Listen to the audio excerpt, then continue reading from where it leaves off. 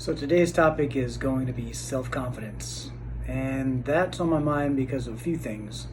One, in the book Think and Grow Rich, he's actually on the chapter that talks about self-confidence, and he goes in depth into talking about it because, honestly, to achieve anything great, you have to have self-confidence, because if you don't believe that you can do anything great, you're not going to do it, because, nobody's going to surprise you and give you anything for free.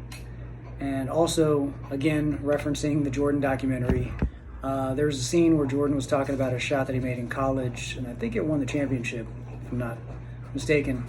And he even said that shot was what really propelled him and gave him the self-confidence to believe in himself that he could go even further and that he can be greater. So he actually increased his work ethic and his workload and got even better because that shot showed that, hey, I belong here. And also, on one of my previous posts, a friend of mine had commented that, she always thought that I had stellar self-confidence, and she's known me for a long time. And I was complimented by that, but I was also kind of surprised because I never really thought of myself as having a lot of self-confidence. In fact, for a lot of my life, I probably had pretty low self-confidence, I was saying. So it's kind of interesting that, in my own head, I didn't really feel very confident in a lot of the things that I did. And honestly, even right now, I'm not self-confident in everything that I do. But, I guess that's how self-confidence is. It's not universal. You can be confident in some things and not confident in other things. But she somehow actually thought that I was, this very confident individual, and I've never felt that way, to be honest. So it kind of made me think that you never really know what's going on in someone's head. We may look at them and see them with a lot of friends or a lot of money and, success, and we're like, man, they really got their shit together. They must be so confident.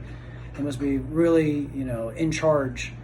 And often that's not the case. I know a lot of people that are financially successful, successful in other ways, and they're not always that confident. In fact, a lot of them have kind of low self-esteem.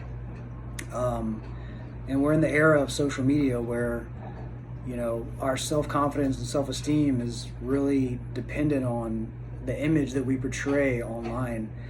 And I know a lot of people that portray this ideal image, and they're always posting videos and pictures and making their life seem so perfect. And I know, in reality, it's not that.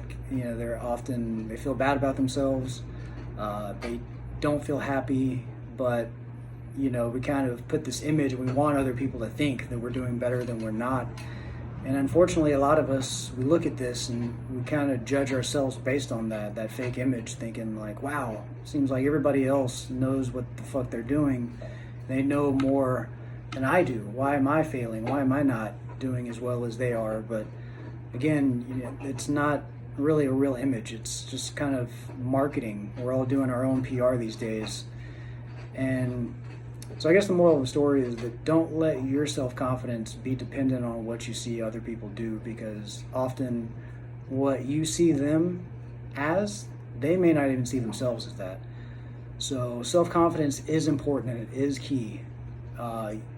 Self-confidence is a skill like anything, like dribbling a basketball or being a chef or anything you can think of. So you, like anything, can work at it to improve it.